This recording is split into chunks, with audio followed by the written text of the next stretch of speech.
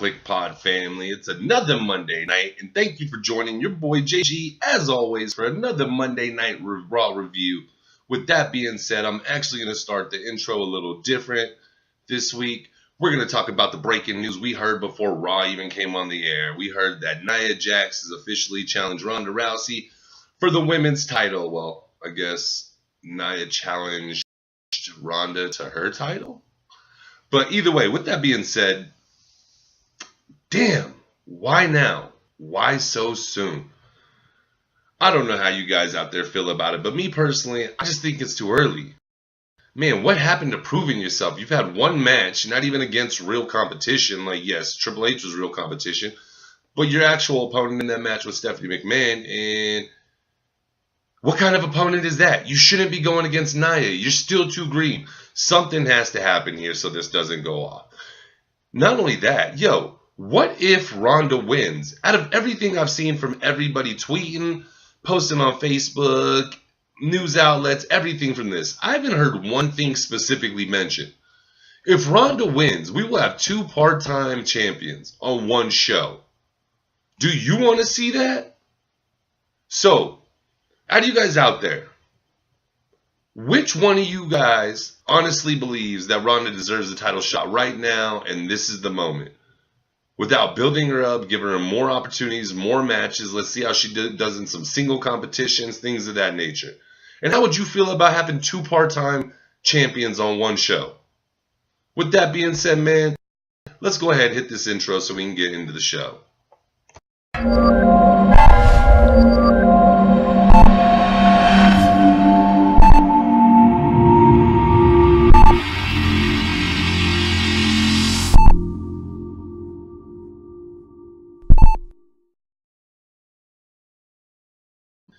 It's May 14, 2018, and as always, thank you for sitting through the intro and hanging out with your boy JG. As go ahead and do what we do best, talk WWE. What are we here for tonight? Monday Night Raw review. For any new viewers out there, if you guys don't know what we do, we're the Kliqpod. I'm personally JG. I also do it with my buddy Mean Dean. We got all kinds of things. We got reviews, pipe bomb, just topic of the day discussions. Well, topic of the week maybe. Man, we do old school pay-per-view reviews. We do the roundtable discussion. Not only that, new fans and old fans and everyone across the world. Pipe Bomb has some huge news that we will be delivering here within the next month. And I mean, this is some groundbreaking stuff. Not only is it going to bring excitement to the Kliqpod Nation, but it's going to bring excitement back to watching WWE every week. I can't tell you anymore, but with that being said, just stay tuned real close because I promise when we release it, you will want to find out and hop right on. But with that being said, before I dive into tonight's review, don't forget to like and subscribe. Don't forget to follow us on Twitter, Facebook, Podomatic, iTunes, everywhere. I can't think of anywhere Kliqpod's not.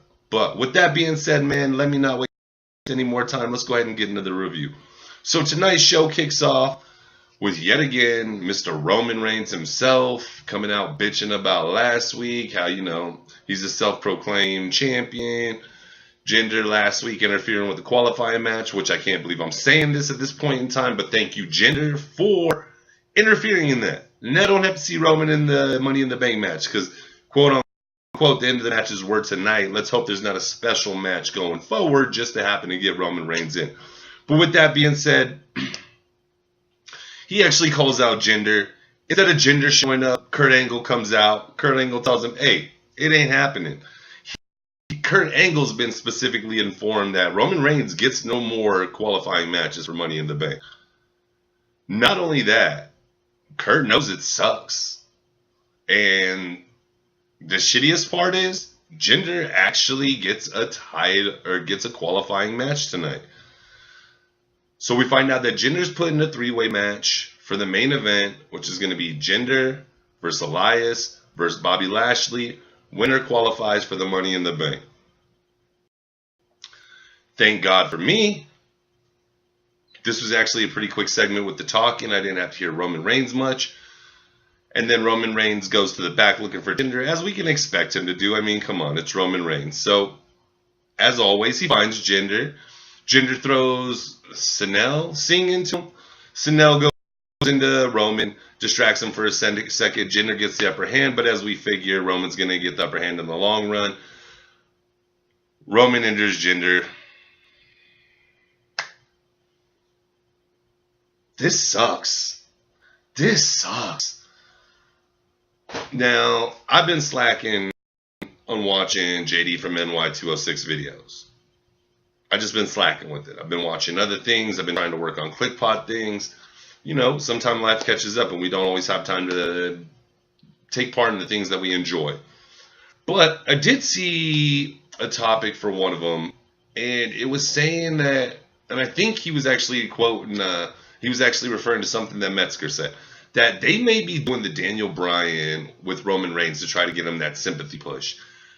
I pray to freaking God they don't. And the shittiest thing is, it felt like it started tonight with no more qualifying Money in the Bank matches for this guy.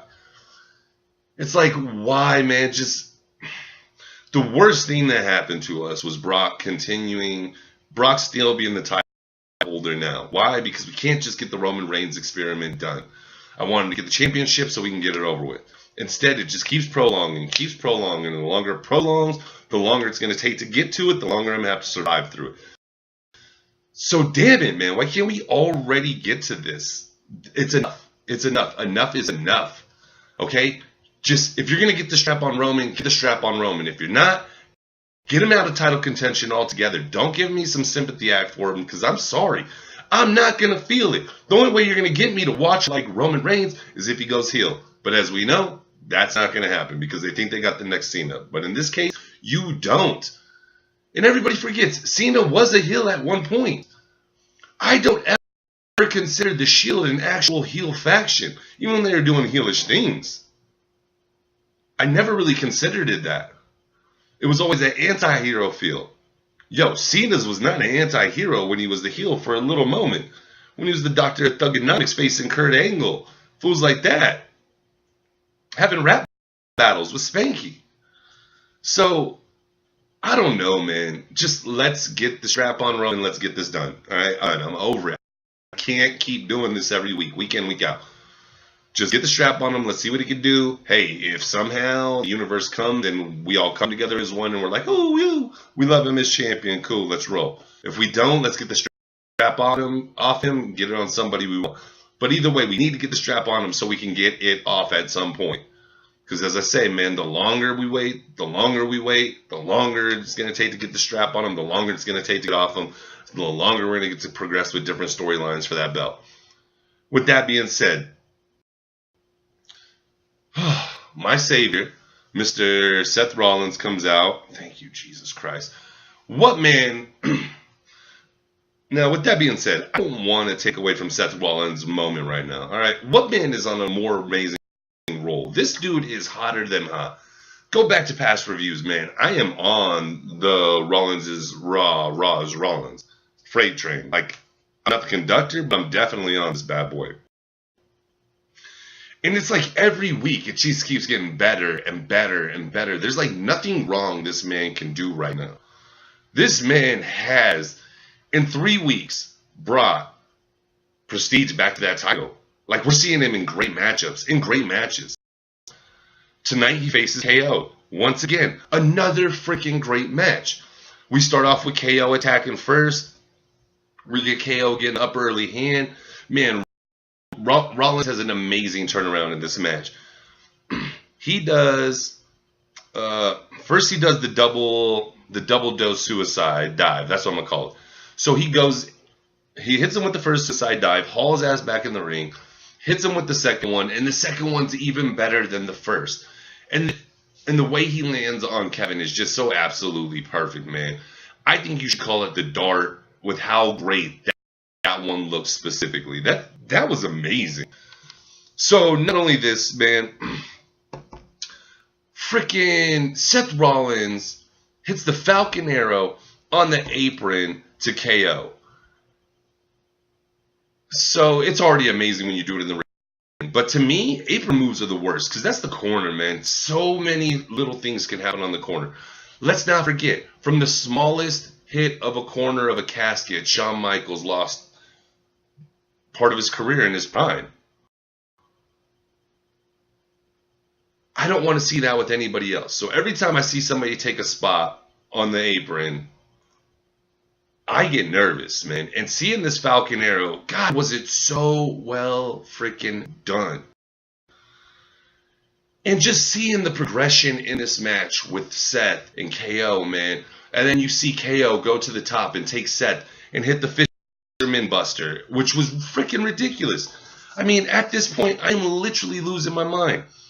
And then after he hit the Fisherman Buster, Rollins has the the awareness to slide outside of the ring so he doesn't get the pin. And then when KO's going to gets him back in the ring, he's sliding back in himself.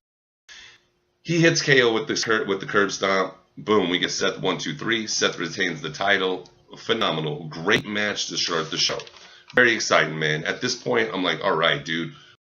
We're off to a great start. We should be rocking and rolling from here on out. Next, we get a little backstage segment with The Miz to Raj. They're talking to Kurt Angle, trying to proclaim how they deserve a championship match. Angle's like, yo, you've never won. They came up with this great name. He's like, oh, we should be the A-team. He's like, yo, that's already copyrighted in movies, show, everything. So he's like, all right, what about the B-team? And he's like, what? What? Him and Kurt Angle and Curtis Axel are both like, what? And he's like, B stands for best. I was actually chuckling at this part. If you actually go to my Twitter feed, you'll see hashtag the B team. I was pretty excited for these guys tonight. So I'm interested to see what direction they're going to take them in. Are these the new version?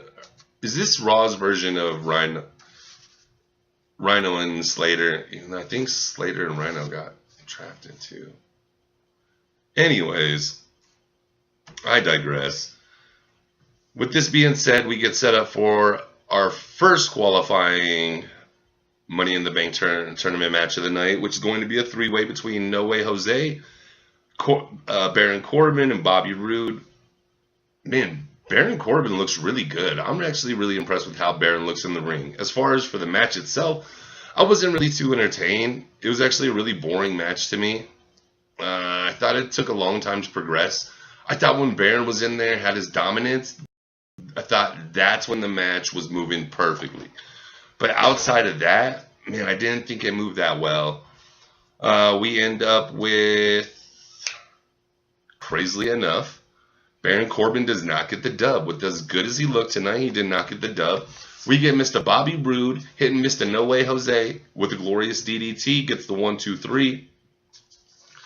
Bobby qualifies for the Money in the Bank tournament. Not a bad selection. I'd be excited to see him in there and see what he could do. It would have been nice to see Baron in there, see him go possibly for that 2-time Money in the Bank champion. But I'm fine with Bobby making it. I mean, no issues at all. Then we get the match I'm kind of looking forward to, which is going to be the B team versus Breezango. Well, maybe I should just say Team Best. That's what we're going to refer to him here, is Team Best. So it's Team Best versus Breezango.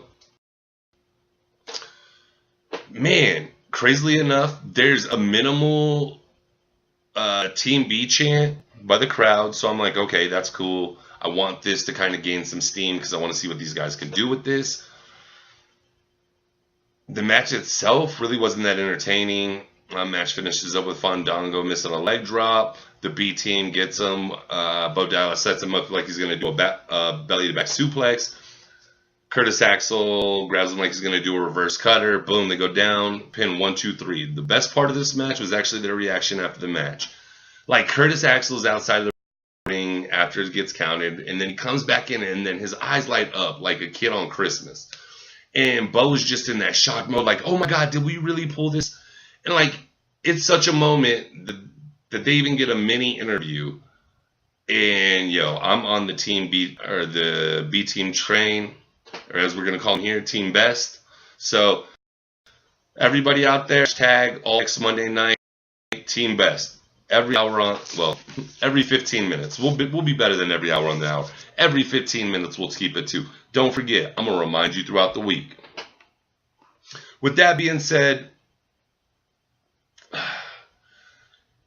we get another a 6-person tag, man. I'm over the 6-person tags, whether it's male, female. I don't really give a shit.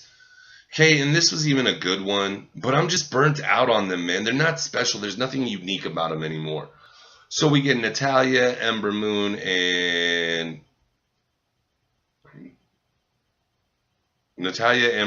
and Sasha versus the Riot Squad. First off, man, I want to talk about Sarah Logan and Liv Tyler. I've never been so unimpressed with ring performances in my life. Go back and watch if you doubt me. Sarah Logan starts out this match absolutely looking sloppy as shit, showing she should not be in the big times. Girl, you need to be on NXT, and if not NXT, man, go back to Ohio Valley. Like, that was so bad, sloppy. It's like you didn't know where to be.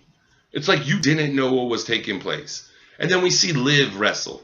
And God, man, this woman, you could do so much with her if she only had the talent to back it up. So for me, man, the only one out of this trio that I'm taking is Ruby, man. And I love Ruby. I love her look. I love the presentation for her. I love the way she speaks. I love the way she is on the mic. I love her ring performance. I love how she sets up moves, how she can tell a story in the ring. Okay, so it's nothing about the Riot Squad personally. It's just the only good one from it is Ruby. And I'm just telling honest to God facts here. If you don't believe me, go back and watch this shit. Okay? We watch this shit week in and week out. And my complaint is always the same. It's those two. Okay? Ruby needs to go on her own. She's destined for bigger, better, greater things. She could be one of the top women heels in the company if you just booked her correctly. Man, and then, you watch these six-man person matches, 10-man person matches, these three-ways. And then when you watch them, man, especially having a friend who's in the industry, man, he's told me, some secrets of the game, man. And you notice people not in the match for half of it. And I hate that shit. Okay? I expect it at certain things, but there's certain things I just don't want to see it at. Don't waste my time, especially when I want to see Ember Moon. Ember Moon's missing from most of this match, it feels like. Now, out of this whole entire match, I do want to give one person mad props. Natalya came in on fire. From her hot tag, to the end of the match. This girl looked incredible, man. So, I don't know what's behind her, motivating her. Maybe it's the move from SmackDown to Raw. But whatever it is, keep doing it. Because you were looking great in that ring, man. And the less you've talked on the mic, the more I've wanted to see you perform. So, I'm excited because you guys know, going into the Superstar Shakeup, this is somebody I specifically thought needed a Superstar Shakeup. There was no ifs, ands, or buts. I thought she needed a switch. She got the switch, and tonight she looked phenomenal in the match.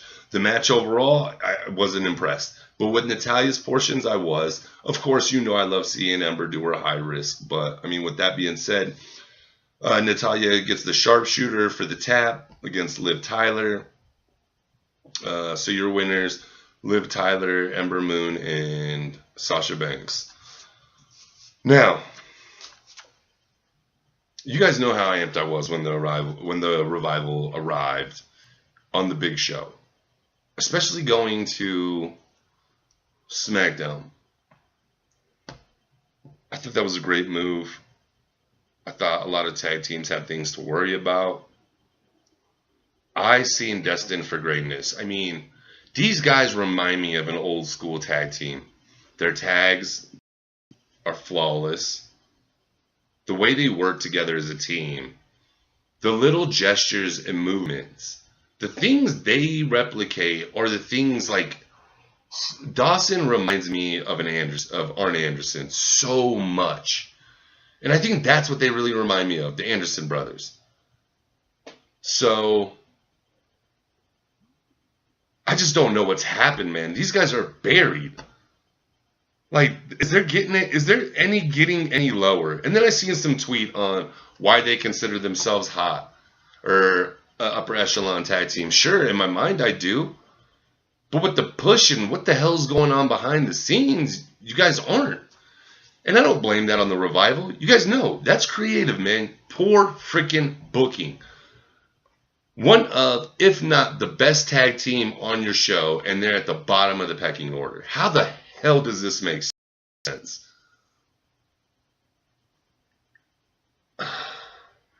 And how do they get in a match with the tag team champions, Matt and Bray, and it feel like it's just a squash match? Every match from them recently has felt like a squash match. Now, yes, here and there they've thrown in some good matches, but it feels like overall they get a little too, like a minute to 2 minute spurt. Outside of that, it's a freaking squash match, which is just freaking embarrassing, man.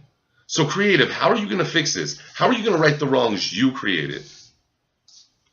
Now, we get a segment I was pretty interested in. It's Sami Zayn in the ring, and Sami Zayn calls out Bobby Lashley. And Sami's saying that Lashley's trying to get over using Sami Zayn, and that's not a good choice. And part of it is the vertigo, and he shows us a still of, Bobby holding him up for freaking ever. And this was the first ever case in the WWE for vertigo. I like it. No problem. I'm sorry, Sammy, you have to deal with this vertigo, but God, it's just good to see you at the arena looking healthy, buddy. But with that being said, man, continues to explain how, he reaches out on Facebook. He wants to get some more information, see if Bobby's really the character he portrays. And he reaches out to Bobby's 3 sisters. And so in the future, we will be hearing from these 3 sisters. And what we see is not the true story. So I'm really looking forward to what Sami has in store for us on this. No problem with this at all. We get Alexa now we get our first women's qualifier of the night. It's Alexa versus Bayley versus Mickey. This match went as I thought. It was Mickey and Alexa tagging up on Bayley. Bayley gets her moment of success against the two. Bayley gets a little too invested with Mickey, tries to come back in the ring, catches a big right hand from Alexa. DDT, Alexa gets the 1, 2, 3. So unfortunately, we're seeing her somewhat in the title hunt again. Thank God it's with other women in the Money in the Bank qualifier and not just in the Women's Championship match for Raw. With that being said, what the shit is going on? Why are we not just getting to what we want to see, man? Sasha and Bayley. Now, what is this? That Sasha's gonna... I don't know what to say anymore, man. I'm just tired of seeing so many women wasted in that division. And our title rotating between, the same title holders. And you people out there, that just support, don't get me wrong. I want a prestigious champion who holds on to the belt for a long time, but I want it to be proven. I want it to be deserved. I want you to be doing something right. At no point do I think Alexa was doing something right. And if you tell me Charlotte is, you've never seen a Charlotte match. Okay. What's the 2 things them women have in common? Both blonde, both found attractive by millions of men. Is Bayley the most attractive woman? No. I heard her reference as the girl next door. I don't even give her that. I mean, to me, she looks like a Keebler elf. But wrestling has nothing to do with looks. It has to do with talent, skill, selling yourself. I hope all this is leading up to Bayley having a heel turn. I think that would suit her justice. I think when you see her huggers, have her huggers come up, but instead she just comes out and rips them down, and that be her new entrance, I would love it. But right now you're just wasting her and Sasha. Let's get this feud going. This feud could be the best thing that's going for your show, but instead you don't want to have it. So, WWE Creative, what do you got for us on this? Now, we get a quick attack. That's Roman spearing Jinder through a wall. It looked like drywall to me. I've seen reports it's a door. This takes Jinder out of our match later. Hopefully this is just building to a feud with Jinder and Roman's just away from the title hunt for a while. If it's that, I can deal with that. I won't even lie to you. If it is that, I'm going to be rooting for Jinder. Crazy, man. Crazy. Then we get a tag team match I don't even know the purpose of. It was Balor and Braun Strowman versus Dolph Ziggler and Drew McIntyre. Now, I love the fact that, so Drew and Dolph get the win. And my favorite part of this match, because I think the match itself was just a waste. They have, like, if they have nothing to do with Braun, they just throw him in a tag match. And I know everybody's saying it, but it's so true. And I'm done with seeing this dude in tag matches. Like, this dude has been dominating. And just let him freaking dominate. Let him start going for some titles. Let him do something on his own, man. I am sick of watching this fool in tag team matches, which he doesn't belong. Neither does Finn. Drew and Dolph, I love it. I love the fact they got the win here. It just elevates those two, man. There's nobody then. Drew's definitely one of the top 5 on Raw, as well as Dolph. Like, I love what they're doing here. I mean, there's really nothing to report in the match. The coolest part was the end. Ziggler's laying down. Balor goes to climbs towards the top like he's going to do the coup de grace. Drew grabs his leg, starts finagling with him. He kicks him off. Dolph hits the ropes. Braun does the bulldoze over Drew. Dolph hits the ropes. He falls down. Dolph gets the quick cover. 1, 2, 3. Braun and Balor can't be hurt in this. The only people that needed this win were Drew and Dolph. So thank you for booking this correctly, because I was worried that for some reason we're going to see these two lose and get them hands. But I'm happy we didn't see it. I'm happy the way it ended. So good job here, at least, guys. Now, we get to our main event of the evening, which is Elias versus Bobby Lashley versus was Jinder, but now the new replacement is KO for qualifying Money in the Bank match.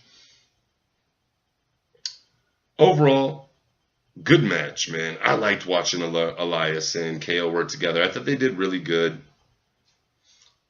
I thought it was really cool that Elias got interrupted off the bat. So about mid-match, he tries to grab his guitar, have JoJo come over, and hold the mic so he can play. Unfortunately, he's interrupted by KO. And this proceeds to lead to the end of the match. Watching the match, now I had already looked at spoilers early in the day, and I actually thought of going off the reviews, but obviously that wouldn't be a live review because I need to see the show before I can report it. With that being said, man, I am happy Lashley didn't win. I'm really bummed Elias didn't win. I would have loved to see Elias in the Money in the Bank. But with that being said, I like the fact that KO did get the win as the replacement. And they're playing this storyline with Kurt Angle, Stephanie McMahon, and KO in the middle. KO, it's like KO goes to the mean parent. KO's the child. He goes to Kurt Angle, who's the mean parent. Hey, can I have some candy? The mean parent, it's like, no. Then he talks to the other parent who has more power. The other parent's like, yes. Overrides the other parent, which is, in this case, Stephanie McMahon overriding Kurt Angle to support and benefit KO. I really like this point. So I like the fact that KO got the win in this. But hey, it's not all about us, guys. Tell me how you guys feel about tonight's Raw. How do you feel about KO getting 2 opportunities in one night? First one for the Intercontinental belt, second one for the Money in the Bank, and then he does qualify. Does it make you mad? Would you have liked to see Elias win? With that being said, guys, that's the Monday Night Raw review for the week. As always, thanks for hanging out with your boy JG. Don't forget to check out all the other Kliqpod content. Now that I think this is officially our 102nd video, so do expect to see us reverse and do something big for passing the 100th video. With that being said, I just want to say I love the whole Kliqpod Nation. Thank you, new, old subscribers, everybody. Don't forget to check out my boy Game Fox's graphics gaming channel on YouTube. I'll definitely be posting a lot of his stuff on Twitter. But with that being said, guys, as always, kick ass, take names, and peace.